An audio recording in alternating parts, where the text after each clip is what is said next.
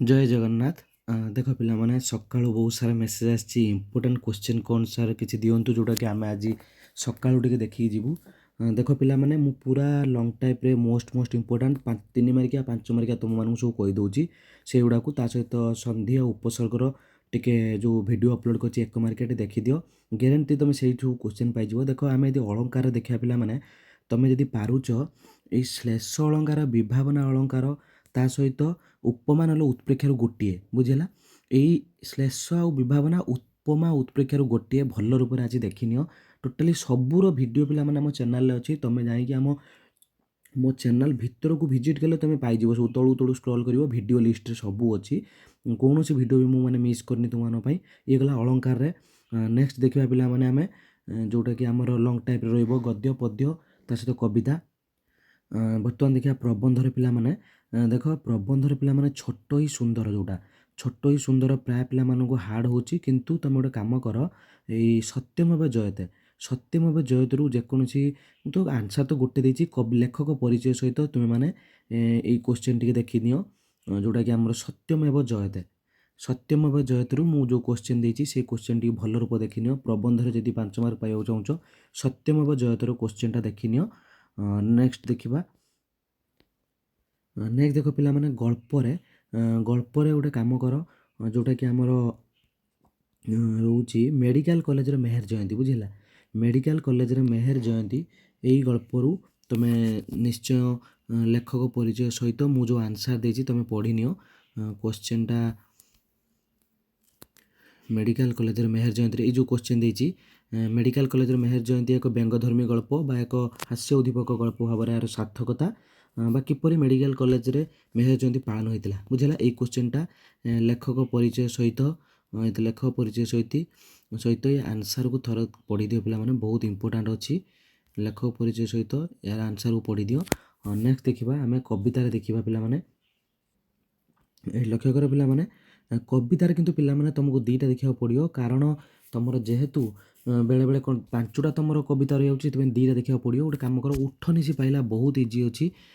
ଉଠନିଶି ପାଇଲାରୁ ଦେଖିଦିଅ ଗୋଟେ କ୍ୱେଶ୍ଚିନ୍। ଦେଖ ପୁରା କବି ପରିଚୟ ସହିତ ମୁଁ ତୁମମାନଙ୍କ ପାଇଁ ଲେଖିଦେଇଛି, ମୁଁ ସ୍କ୍ରୋଲ୍ କରିନେଉଛି, ଥରେ ଥରେ ଉଠିକି ଖାଲି ନଜର କରିଦିଅ। ଉଠନିଶି ପାଇଲା ବହୁତ ଇଜି ଅଛି, ଏତେ ବି ହାର୍ଡ଼ ନାହିଁ। ଉଠନିଶି ପାଇଲା ତା ସହିତ ପରଶୁରାମ ଭେଟ, ପରଶୁରାମ ଭେଟରେ କିପରି ପରଶୁରାମଙ୍କର ଅହଙ୍କାର ପତନ ଘଟିଥିଲା ବା ପରଶୁରାମଙ୍କର ଚରିତ୍ର ଚିତ୍ରଣ କର, ବୁଝିଲା। ତାର କବି ପରିଚୟ ଦେଖିନିଅ। ପୁରା କବି ପରିଚୟ ସହିତ କିପରି ଆମେ ସବୁଆକୁ ବୁଝା ହେଇଛି ଆଗରୁ, ଯେଉଁମାନେ ଦେଖିଥିବେ ଭିଡ଼ିଓ ଆଉ କିଛି ଡାଉଟ୍ ରହିବନି। ଥରେ ଥରେ ଖାଲି ଆମେ ସକାଳୁ ସକାଳୁ ଖାଲି ଆଉ ଥରେ ଥରେ ଖାଲି ଟିକେ ରିଭ୍ୟୁ କରିଦେବା। ଆଉ ତ ସମୟ ନାହିଁ, ମାତ୍ର 2 ଘଣ୍ଟା ଆମ ପାଖରେ ଆଉ ସମୟ ଅଛି। ଦେଖିଦିଅ ଆନ୍ସର୍ ଦେଖିଦିଅ। ବାର ବାର କହୁଛି ପିଲାମାନେ, ଏ ଯେଉଁ ପଦ୍ୟାଂଶ ଦେଇକି ଲେଖିବ, ଗଲା। ଦେନ୍ ଦେଖ ପିଲାମାନେ, ମୁଁ ପ୍ରବନ୍ଧରେ ଆନ୍ସର୍ଟା ତୁମମାନଙ୍କୁ ଦେଇଦେଉଛି। ଯେଉଁ କଥା ମୁଁ କହିଲି, ପ୍ରବନ୍ଧରେ ଆନ୍ସର୍ ଏଇଠି ଅଛି। ଏଇଟା ତ ସତ୍ୟମେବ ଜୟତେରେ ଯାହାକୁ ସୁବିଧା ହେଉଛି ଯେକୌଣସି ଗୋଟିଏ କର ପିଲାମାନେ। ଯଦି ମୁଁ ତ କହୁଛି ସତ୍ୟମେବ ଜୟତେ ତୁମ ପାଇଁ ଇଜି ହେବ। ଏଇ ସତ୍ୟମେବ ଗାତୁଆ ମଣିଷ ବା ମଣୁଆ ମଣିଷ ଠାରୁ ସଭ୍ୟ ମଣିଷ କୌଣସି ଦିଗରେ କମ୍ ନୁହେଁ, ଏହାକୁ ବୁଝାଅ। ବା ସତ୍ୟମେବ ଜୟତେ ଏକ ବ୍ୟଙ୍ଗାତ୍ମକ ରଚନା, ବା ରାଜନୀତିରେ କେମିତି ସତ୍ୟମେବ ଜୟତେକୁ କଟାକ୍ଷ କରାଯାଇଛି, ବୁଝିଲା। ଏଇ କ୍ୱେଶ୍ଚିନ୍ ଲେଖକ ପରିଚୟ ଦେଖିନିଅ। ଦେନ୍ ତାପରେ ତାର ଆନ୍ସର୍ ଦେଖ। ବାସ୍ ଏକୁ ଥରେ ଥରେ ଖାଲି, ଏଇଟା ନ ଦେଖିଲେ ଲାଷ୍ଟ ପାରାଟାକୁ ନ ଦେଖିଲେ ଚଳିବ ପିଲାମାନେ।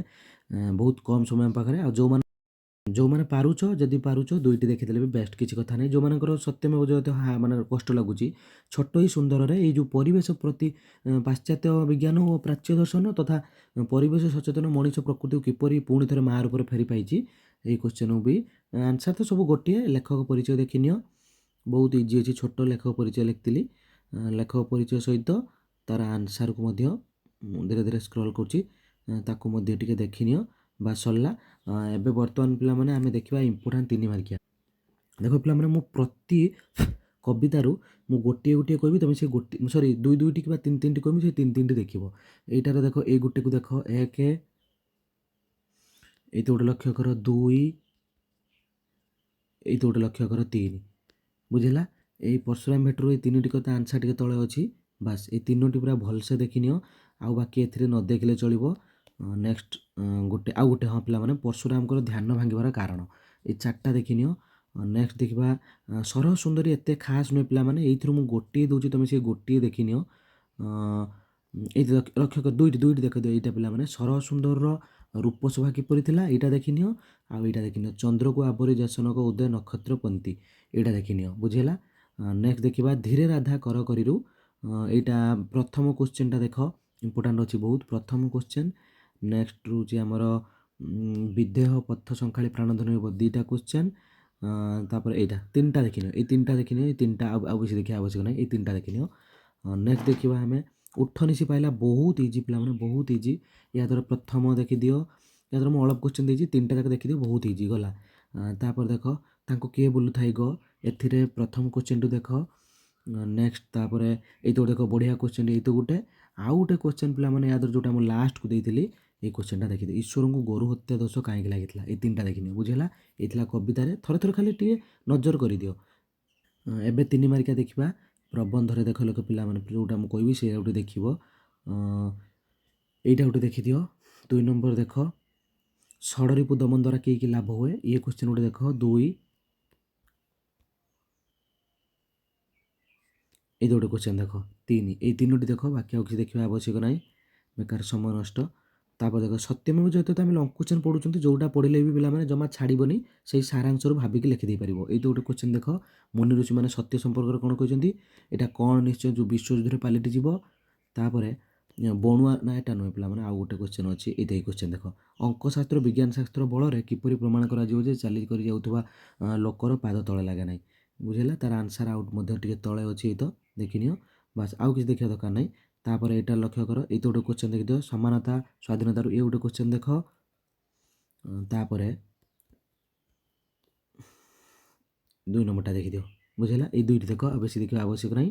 ଯେଉଁଟା ପଢ଼ୁ ଆମେ ଯେତିକି ପଢ଼ିଛନ୍ତି ପିଲାମାନେ ଆମେ ଆରାମସେ ଆଟେମ୍ପ କରିପାରିବା। ହଁ ଆଉ ଗୋଟେ କୋଶ୍ଚିନ୍ ଏଇତ ରାଜନୀତି ପଛରେ ଅର୍ଥନୀତି ଅର୍ଥନୀତି ପଛରେ ରାଜନୀତି ଏଇଟା ଦେଖିଦିଅ ଗଲା।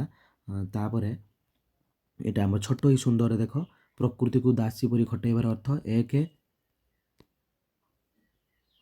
ଏଇ ତ ବୀରଭୋଗ୍ୟା ବସୁନ୍ଧରା ନୀତିଟି କ'ଣ 2। ନାରୀ ଭାବର ଜାଗରଣ କହିଲେ କ'ଣ ବୁଝ 3 ବୁଝିଲା। ଏଇ ତିନିଟି ଦେଖ ଆଉ ଦେଖିବା ଦରକାର ନାହିଁ। ତାପରେ ଦେଖିବା ଆମେ ସରିଲା ଏ ପ୍ରବନ୍ଧ ସରିଲା। ଏବେ ଗଳ୍ପରେ 3 ମାର୍କିଆ ଦେଖି ଗଳ୍ପରେ 3 ମାର୍କିଆ ଦେଖ ଦୁର୍ଯ୍ୟୋଧନ ନିଜ ମଧ୍ୟମ ପୁତ୍ର ସମ୍ପର୍କରେ କ'ଣ କହିଛନ୍ତି 1। ପେନସନ୍ ନେବା ସମୟରେ ଦୁର୍ଯ୍ୟୋଧନ କାହିଁ କାନ୍ଦି ପକେଇଲେ 2। ତାପରେ ଏଇଟା ବଡ଼ ପୁଅ କାହିଁ ଗୋଡ଼ ଘଷି ଦେଉଥିଲା 3। ଚାକିରି ଜୀବନ କିପରି ଥିଲା 4 ବୁଝିଲା। ତାପରେ ଆମର ଦେଖିବା ଏଇଟା ବି ଦେଖିଦିଅ ପିଲାମାନେ କେଉଁଟା ଅମଙ୍ଗଳଜନକ କେଉଁଟା ମଙ୍ଗଳକାରକ ବୋଲି ଦୁର୍ଯ୍ୟୋଧନ କହିଲେ 5। ତାପରେ ଆମେ ଯିବା ନେକ୍ସଟକୁ ଏଠି ଲକ୍ଷ୍ୟ କର ଏଠି ମା ଆସିଲାଣିର 1 ନମ୍ବର 2 ନମ୍ବର 3 ନମ୍ବର ଏତିକି ଦେଖ ଆଉ ଦେଖିବା ଦରକାର ନାହିଁ। 1 ନମ୍ବର 2 ନମ୍ବର 3 ନମ୍ବର ଗଲା। ନେକ୍ସଟ ତାପରେ ଦେଖ ମେହେର ଜୟନ୍ତୀରେ ଏଇଟା ଦେଖ 1 ନମ୍ବର